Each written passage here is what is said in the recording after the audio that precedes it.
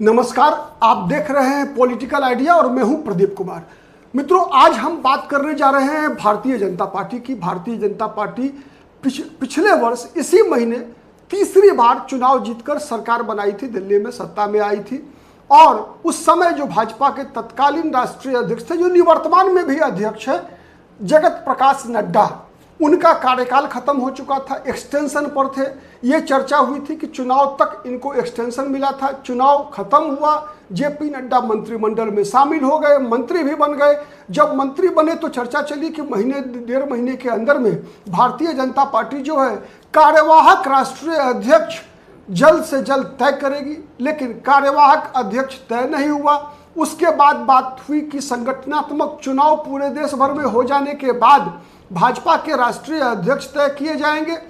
संगठनात्मक चुनाव भी राष्ट्रीय अध्यक्ष के चुनाव के लिए जितने राज्यों में होना आवश्यक है वो सब हो चुका है। फिर भी भारतीय जनता पार्टी अब तक अपना राष्ट्रीय अध्यक्ष नहीं चुन पाई है, या हम कहें कि चुनाव तो होता नहीं, अब एक तरह से मनोनयन होता है। लेकिन भारतीय जनता पार्टी का केंद्रीय नेतृत्व अब तक अपने राष्ट्रीय अध्यक्ष का न चुनाव न मनोनयन, बल्कि चयन भी कह लीजिए अगर, तो चयन भी नहीं कर पाई है। आज हमारे साथ इस डिबेट में मौजूद हैं संजय मिश्रा जी। और संजय मिश्रा का परिचय है कि ये वरिष्ठ पत्रकार हैं, हरियाणा से आते हैं, दैनिक जागरण के ब्यूरो चीफ रह चुके हैं और आज एक फ्रीलांसर के रूप में काम कर रहे हैं।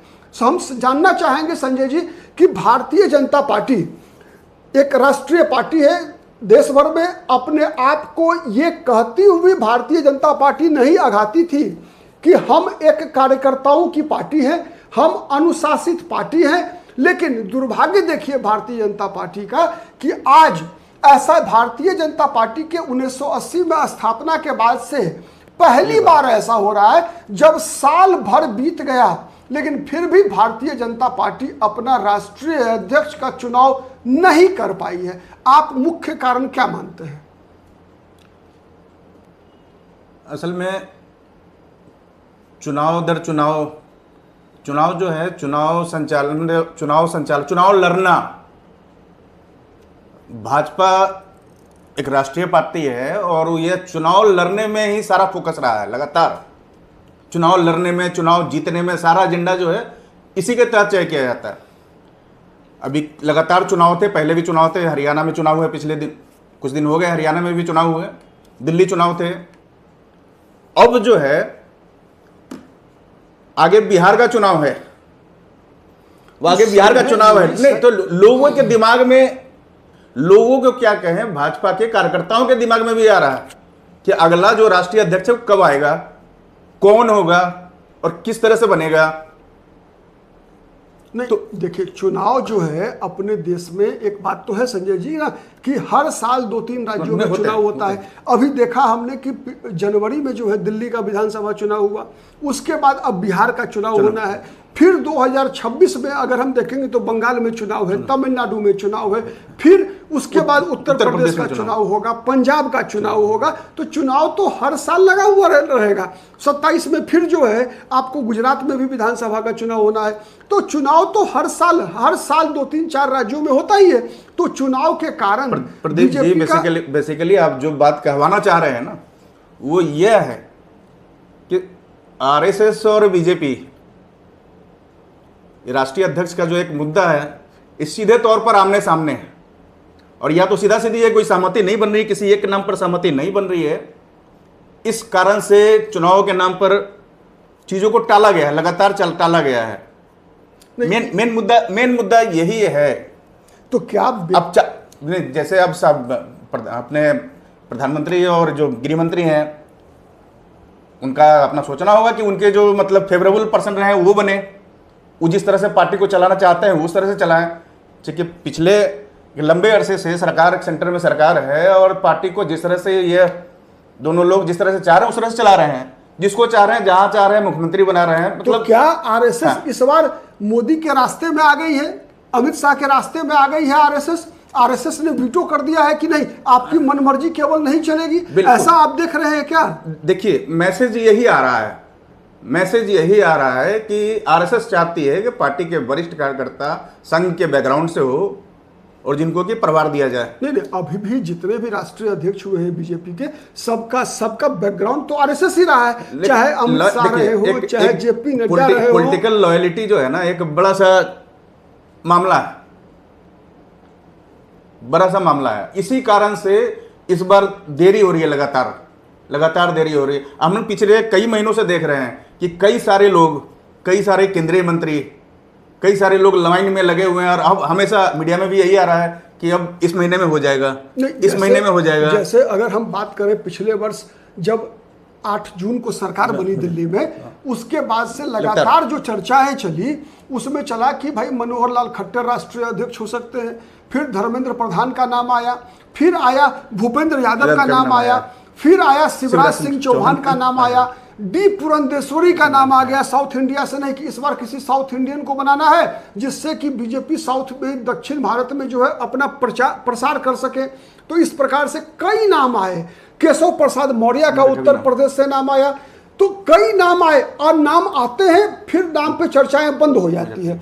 अब मैं बताऊं आपको, इधर 3 दिन से संजय जी चर्चा में है कि उत्तर प्रदेश से लगभग, और इस नाम पे लगता है कि सहमति बन चुकी है कि उत्तर प्रदेश से 2 नाम चर्चा में है कि जिनको भाजपा अपना राष्ट्रीय अध्यक्ष बनाने जा रही है, और शायद इसी महीने वो घोषणा भी होने वाली है कि चाहे वो उत्तर प्रदेश से जो अभी जम्मू कश्मीर के जो लेफ्टिनेंट गवर्नर हैं मनोज सिन्हा के नाम की चर्चा चल रही है दिल्ली में, और मनोज सिन्हा के नाम पर ऐसी चर्चा चल रही है कि मनोज सिन्हा जितने ही प्रिय नरेंद्र मोदी के हैं, अमित शाह के नजदीक हैं, और उतने ही नजदीक आरएसएस के भी हैं, संघ के भी हैं। साथ ही दूसरा भी एक और नाम है, उस व्यक्ति का कार्य क्षेत्र उत्तर प्रदेश रहा है लेकिन जन्म स्थान राजस्थान रहा है। तो एक ही चेहरा, जैसे जेपी नड्डा की पुनरावृत्ति होगी। जेपी नड्डा रहने वाले मूल निवासी है हिमाचल प्रदेश के, लेकिन उनका कर्म क्षेत्र जो है, प्रारंभिक कर्म क्षेत्र, राजनीतिक कर्म क्षेत्र जो है, जन्म क्षेत्र कह लीजिए, वो बिहार रहा है। छात्र जीवन उनका बिहार में बीता, विद्यार्थी परिषद से राजनीति उन्होंने शुरू की, पटना विश्वविद्यालय, पटना कॉलेज के छात्र रहे, ठीक है। फिर जयप्रकाश नारायण के आंदोलन से उनकी राजनीतिक यात्रा शुरू हुई, और बीजेपी में फिर जब एमएलए बनना था तो हिमाचल प्रदेश चले गए, धर्मशाला से, वहां से विधायक बने, मंत्री बने, और फिर भाजपा के राष्ट्रीय अध्यक्ष बने। तो वैसा ही सुनील बंसल एक नाम है, और सुनील बंसल जिनका कि जन्म राजस्थान में हुआ लेकिन कर्म क्षेत्र उत्तर प्रदेश रहा है। आपको पता है जिस वर्ष नरेंद्र मोदी पहली बार 2014 में लोकसभा का चुनाव प्रधानमंत्री के उम्मीदवार के रूप में लड़ रहे थे, और अमित शाह प्रभारी बनकर आए थे उत्तर प्रदेश में 80 लोकसभा सीटों के लिए, उस समय में भारतीय जनता पार्टी के उत्तर प्रदेश में जो संगठन महामंत्री, आपको मैं बताऊं, कांग्रेस पार्टी में प्रदेश अध्यक्ष सबसे पावरफुल होता है, लेकिन भारतीय जनता पार्टी के स्ट्रक्चर में जो है, जो संगठन महामंत्री होता है, वो प्रदेश अध्यक्ष का बॉस होता है, ठीक है। प्रदेश अध्यक्ष पर ज्यादा उसका ताकत होती है संगठन महामंत्री के पास, और संगठन महामंत्री माना जाता है कि वो आरएसएस का प्रतिनिधि है भारतीय जनता पार्टी में, जो भारतीय जनता पार्टी के डेली के कामों को, दैनंदिन कामों को जो है नियंत्रित करता है, ठीक है।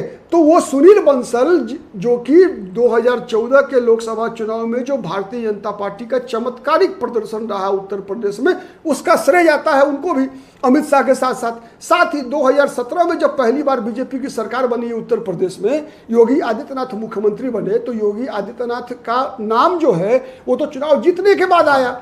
उस चुनाव में बीजेपी जो है किसी एक नाम पे नहीं लड़ रही थी चुनाव, बीजेपी तो सामूहिक नेतृत्व में लड़ रही थी।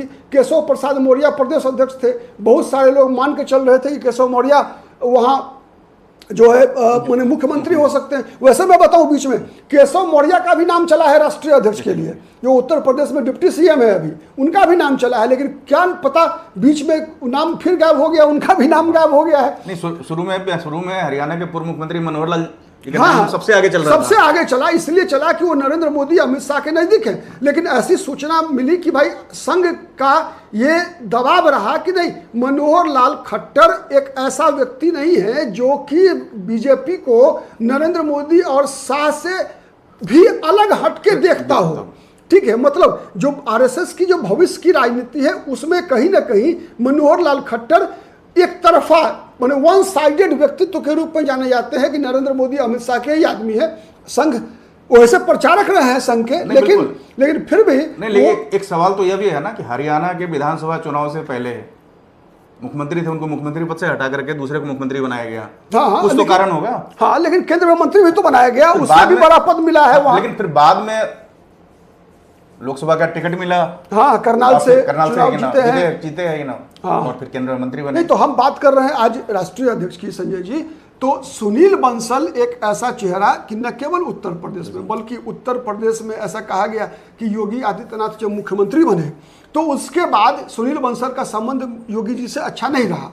ठीक है, उसके बाद बीजेपी ने अमित शाह राष्ट्रीय अध्यक्ष थे उस समय में, और फिर बाद में जेपी नड्डा बने, तो उनको वहां से निकाल कर उत्तर प्रदेश से अन्य राज्य का प्रभारी बनाया गया।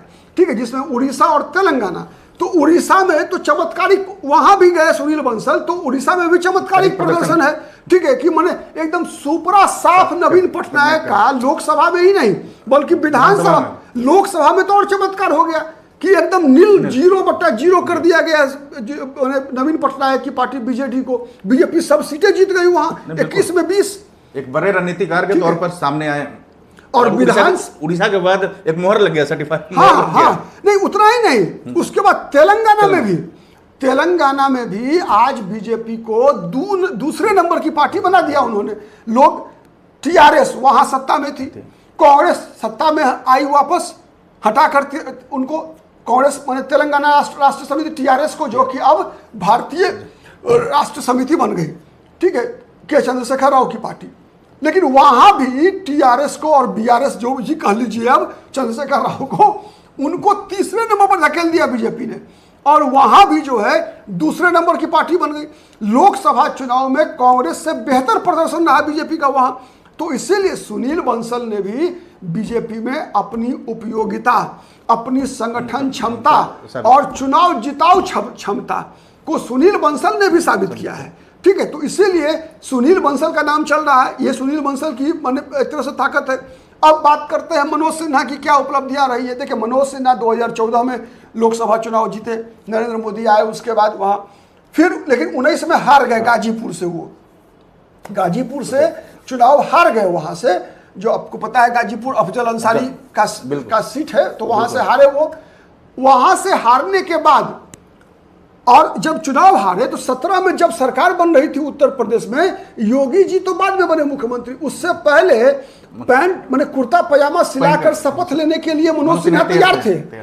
ठीक है, पता है ना, मनोज सिन्हा काशी विश्वनाथ का दर्शन कर रहे थे कि अब दर्शन करने के बाद मुझे शपथ लेने के लिए जाना है, विधानसभा विधायक दल के नेता का चुनाव होना है और वो चुने जाने वाले हैं। लेकिन अंतिम क्षणों में वहां उस बार जो है ऐसा कहा जाता है कि आरएसएस ने योगी आदित्यनाथ के नाम पर वीटो किया था, मनोज सिन्हा को अस्वीकार कर दिया गया था। तो मनोज सिन्हा मुख्यमंत्री बनते बनते रह गए थे।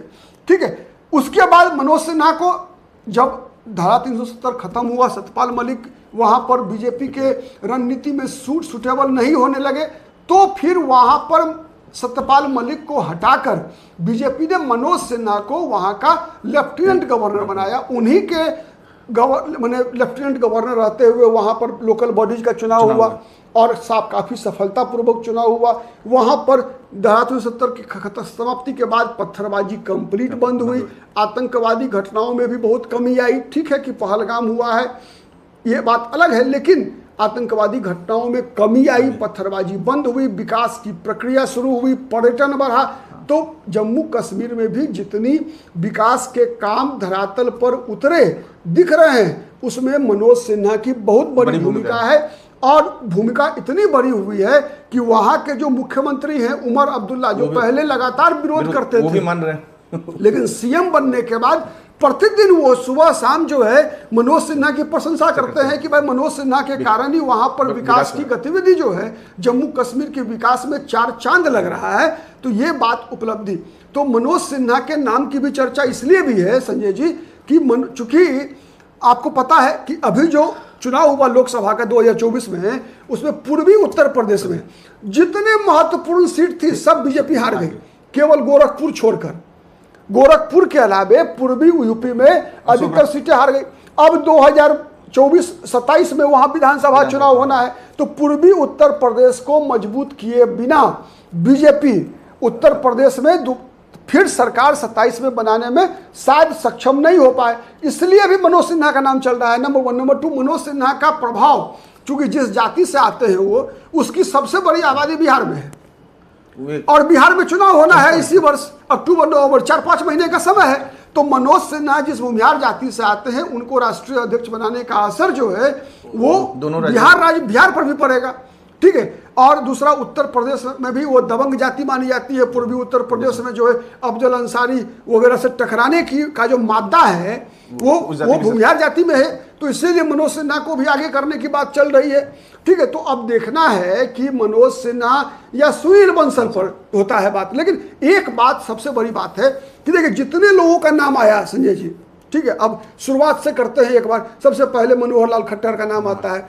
फिर आता है उड़ीसा से धर्मेंद्र प्रधान का नाम, फिर राजस्थान से पिछड़े वर्ग के नाम पर धर्मेंद्र प्रधान और भूपेंद्र यादव दोनों का नाम आता है, फिर उत्तर प्रदेश से केशव प्रसाद मौर्य का नाम आता है, ठीक है, फिर दक्षिण भारत से डी पुरंदेश्वरी का नाम आता है, ठीक है, तमिल सौंदरराजन जो भाजपा की राष्ट्रीय महिला राष्ट्रीय अध्यक्ष रही है, तमिलनाडु की प्रदेश अध्यक्ष, उनका भी नाम आता है कि तमिलनाडु में जो है के अन्नामलाई तमिलनाडु में, और दिल्ली में अगर हम सौंदरराजन को अगर ले आते हैं तो हम दक्षिण जीत लेंगे हम, ठीक है। चूंकि अब चूंकि एक तरह से देखेंगे तो उत्तर भारत और पश्चिमी भारत जो है उसमें बीजेपी अपनी सफलता की चरम को पा चुकी है, ठीक है।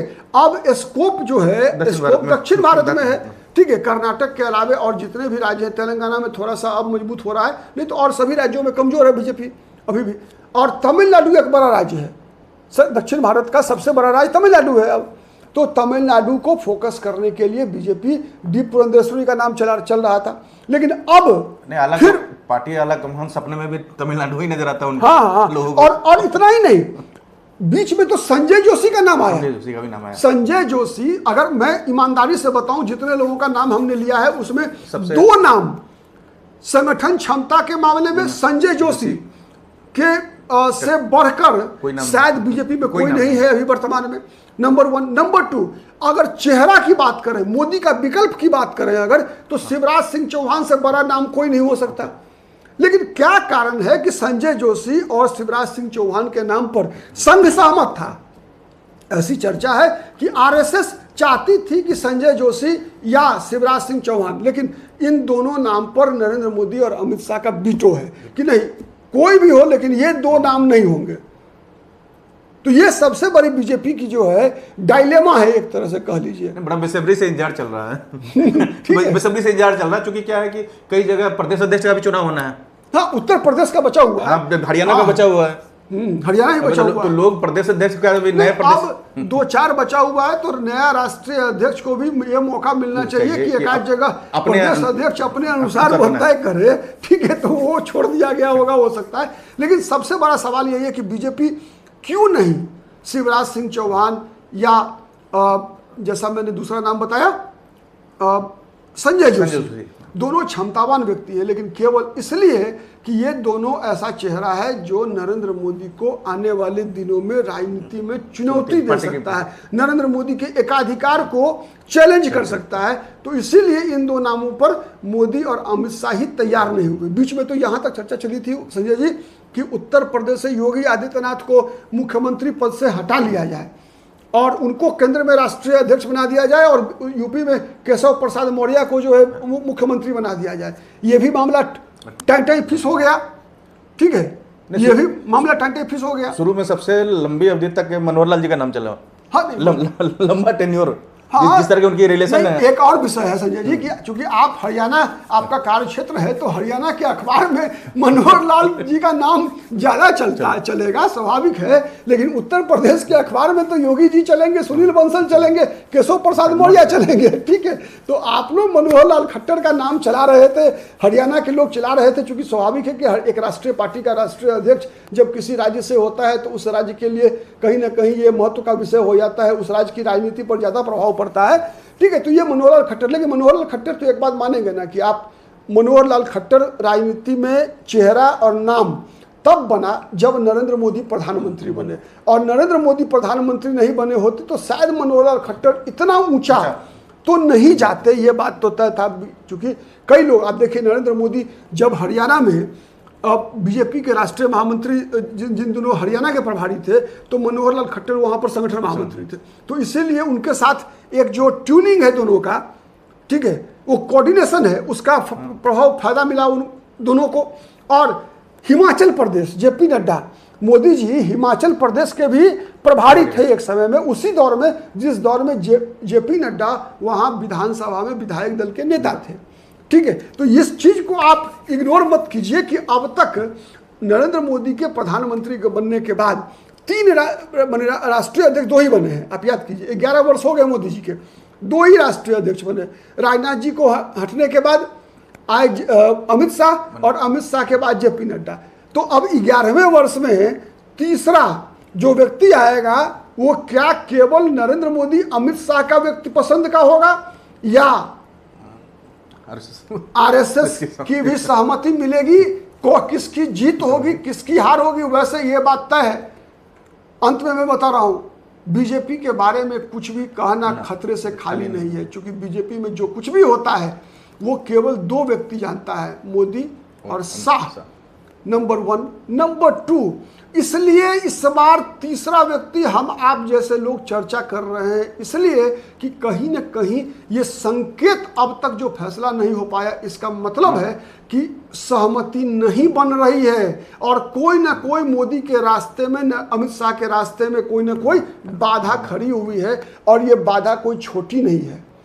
आप देखेंगे कि केवल राष्ट्रीय अध्यक्ष नहीं बदलेगा, बल्कि हो सकता है बीजेपी का चेहरा भी बदले इसके माध्यम से, और इसीलिए इतना समय लग रहा है। चर्चा तो यहां तक है कि कई राज्यों के मुख्यमंत्री को भी बदलने की बात है।